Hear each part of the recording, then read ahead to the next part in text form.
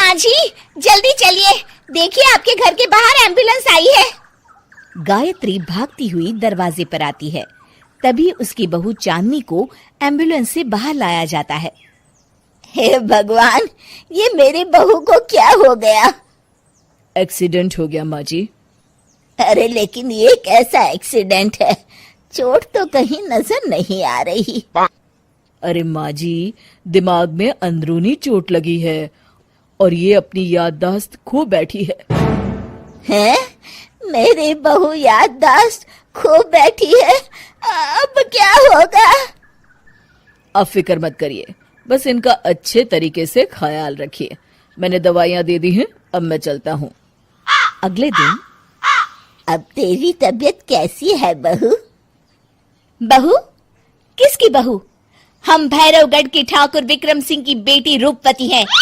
हम एक राजकुमारी हैं और तुम हमारी दासी हो बुढ़िया। अरे बेटा विशाल, बहू कैसी बहकी बातें कर रही है। अरे कुछ मत पूछो माँ, रात को मुझसे अपने पैर दबा रही थी।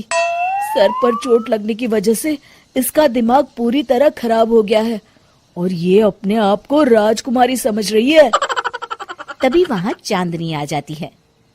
तुम दोनों यहाँ क्या खुसुर फुसुर कर रहे हो? कहीं तुम दोनों मिलकर हमारे खिलाफ कोई षड्यंत्र तो नहीं रच रहे हो? हम तुम्हारा सर तलवार से उड़वा देंगे, समझे? अरे नहीं नहीं राजकुमारी जी, हम तो आपके सेवक हैं। भला हमारी इतनी हिम्मत। कहिए, आपने यहाँ हॉल में आने का कष्ट कैसे किया? हमें बहुत भूख लगी है।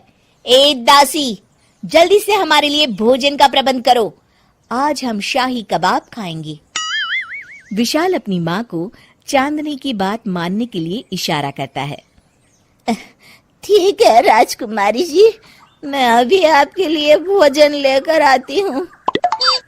इस तरह विशाल और उसकी माँ ना चाहते हुए भी चांदनी की जी हजूरी में लगे रहते हैं।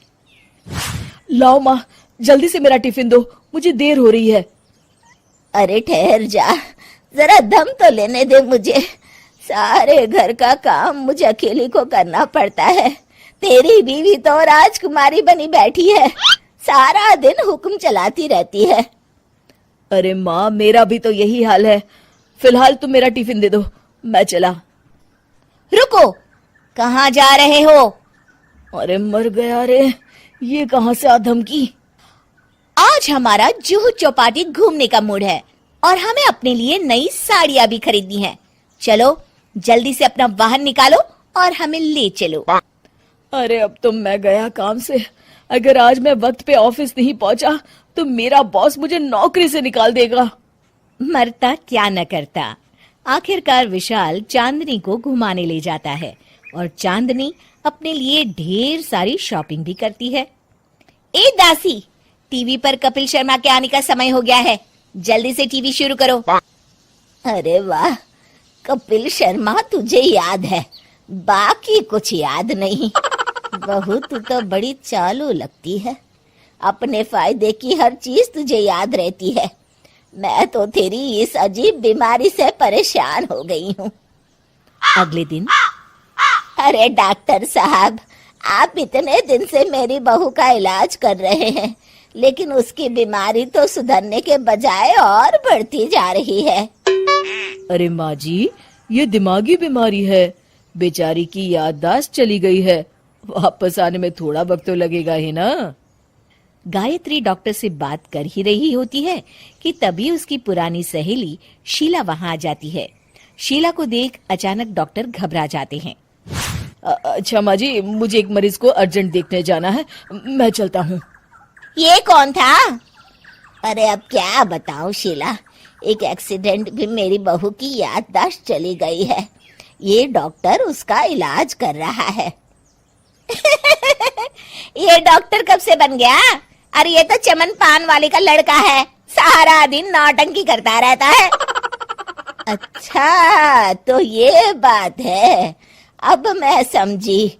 मेरी बहू और ये पान वाले का लड़का दोनों मिलकर मुझे बेवकूफ बना रहे थे। चल तू मेरे साथ। गायत्री शीला को एक बड़ा सा डंडा हाथ में देकर अपनी बहू चांदनी के कमरे में ले जाती है। बहू, ये मेरी सहेली है, एक डॉक्टर है। इसने तेरे जैसे न जाने कितनों का इलाज 2 मिनट में कर दिया है। इसका कहना है कि सर पर जहाँ चोट लगी हो, अगर उसी जगह दोबारा किसी बड़े डंडे से जोर से मारा जाए तो मरीज की याददाश्त वापस आ जाती है। देख, हम डंडा भी लाए हैं। अपनी सास की बातें सुनकर और हाथ में बड़ा डंडा देख चांदनी घबरा जाती है। अरे बाप रे, मैं तो फंस गई। इस डंडे की एक बार की वार से ही मैं तो चारों खाने चित हो जाऊंगी। अब क्या करूं, क्या करूं, क्या करूं? लेकिन गायत्री, डंडा सर पर ठीक उसी जगह लगना चाहिए जहाँ चोट लगी है। अरे तू चिंता मत कर, 2-4 बार मारूंगी तो एक बार तो सही जगह लग ही जाएगा ना। चल बहू, तैयार हो जा। अरे नहीं नहीं माँ जी, मुझे मत मारिए। दरअसल घर के काम करने से बचने के लिए मैंने ये सब नाटक किया था। मुझे माफ कर दीजिए, मैं कान पकड़ती हूँ। दोबारा ऐसी गलती कभी नहीं करूंगी।